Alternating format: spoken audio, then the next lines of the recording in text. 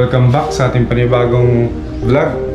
At ngayong araw ay pupunta tayo ulit dun sa tinignan natin nung nakaraan yung sa aircon para maayos na natin. At syempre, yun nga pala nung nakarang araw nakabili na tayo ng capacitor.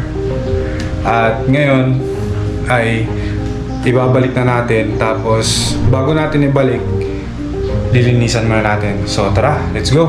Umpisa na natin. Oops! Kumusta? Tagal na nating hindi nagkita. At matagal nyo na rin akong hindi nakikita. Kaya naman, wala tayo sa adventure ngayon. Alam nyo ba, pinag-isipan ko yung video na to dahil wala akong may upload eh. So ngayong araw na to, mag-aayos tayo ng aircon. Pero bago natin ayusin, syempre linisan muna natin. So ito ang kwento ng buhay ko sa araw na to. Bago nga pala tayo tumungo dun sa ating lilinisan, syempre, ihanda muna natin yung mga gagamitan natin. At ngayong handa na, tara, simulan na natin. At wala naman tayong sasakyan, lalakarin na lang natin. Kaya mo, kapitbahay lang din naman. So let's go! Siya nga pala, ako nga pala ang yung Kuya Donski Adventure na hindi muna mag-adventure ngayon dahil nga pala sa kawalan ng mga aircon technician dito sa aming lugar. Kaya ayan, para na rin itong naging tawag ng tungkulin sa akin dahil pagdating sa ganitong trabaho di ko talaga maindian. At gustong gusto ko na din naman itong trabaho na to at nalilibang ako. Sayang nga lang, sideline ko lang siya at hindi ko pwedeng i-full time kasi nga may trabaho ako. At siguro darating ang araw na magiging focus din ako rito sa ganitong trabaho. Ito yung unang trabaho na minahal ko. Pero sa ngayon, minsan matagal akong nababakante at tila ba parang kinakalawang tayo na para bang baguhan sa larangan ng ganitong trabaho. Pero okay lang yun. At least pakunti-kunti umuusad. At di nababawasan yung kaalaman. Oo, aminado ako na hindi naman ako kagalingan pagdating sa ganitong trabaho. Pero babawiin ko naman. Dahil bawat experience na pagdaanan ko tungkol dito ay handa akong matuto. Handa akong pag-aralan. Magawa ko lang ng sakto at maayos trabaho kong ito. Paumanhin nga pala sa mga kalat dyan na nasa harapan nyo. Ganyan talaga. Pero alam nyo, sa totoo lang, napakalaki tulong ng trabaho ito sa akin. Kasi nung panahong pandemic, yung panahon na yun, pinubuhay lang namin yung sarili namin at wala kami ibang trabaho kundi ganito lang. Buti na lang, di tayo pinabayaan ng may kapal at kahit papano binigyan niya tayo ng kahit ng mga ilang customer at tiwala sa atin. At kukunin ko na din pala yung pagkakataon na to para magpasalamat sa mga customer ko na nagtiwala sa akin nung ako'y nandyan sa Maynila. Maraming salamat po sa inyo. Siyempre, kung hindi rin sa Panginoon, hindi kami makakaraos. Malaking dagok yun. Pandemic pa naman. Wala kami ibang pinagkukunan. Kundi ito lang. Ang asawa ko nga, nagbenta na lang ng puto. Makaraos lang. Sa mga bayarin, syempre nangungupahan kami ng bahay. Biruin mo, natawid namin yun. Hanggang sa, yun, di ko alam. Basta nakarating na kami dito bigla sa Cebu. Mahabang istorya.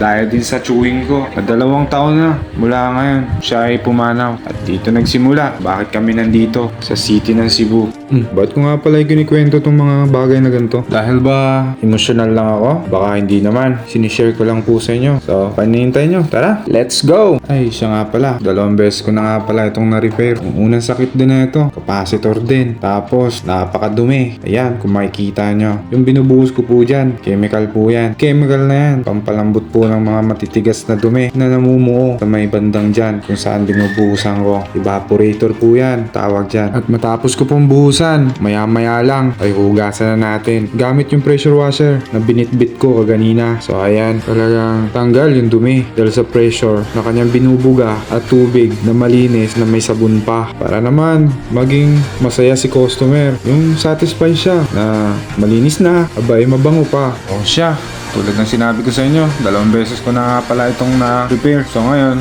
ganun pa rin. Gagawin natin. Papalitan natin ng panibagong capacitor pagkatapos nitong cleaning na gagawin natin. Pagkatapos, yun, kakabit na natin ulit. Tara, go! May lagi akong sinasabi sa mga customer ko na tulad nito. Kailangan mga idol, kailangan yung mga aircon nyo dyan sagana sa maintenance kasi pag hindi, madali lang yung buhay ng aircon nyo o yung mga parts ng aircon nyo madali lang may mga sila-sila na. So sa madaling salita, ang sabi ko doon ay dapat sagana sa maintenance yung aircon natin para hindi madaling masira. Kasi pag nasira, wala na. Gastos na naman. Buti, may choice pa tayong gumastos. Paano kung wala na? Paano kung di na kayang gawin?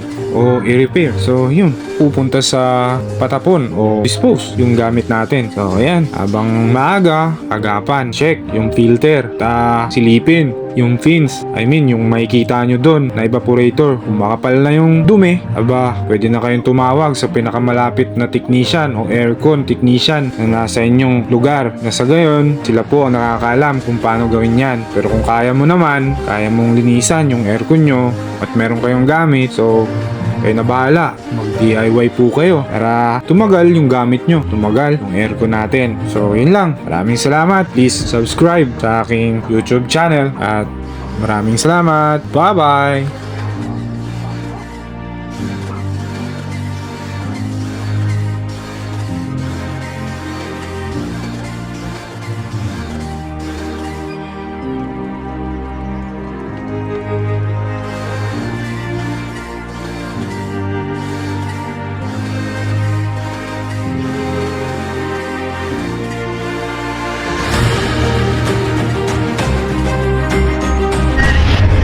So ayan, yung problema yun, ito yung bago na capacitor.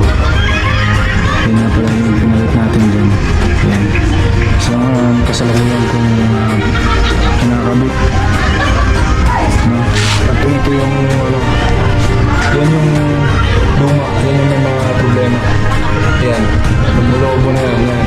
Sumasaya na, ito pati yan. So ito yung bago. Yan. Sana magtagal to. Tara, kabit na natin.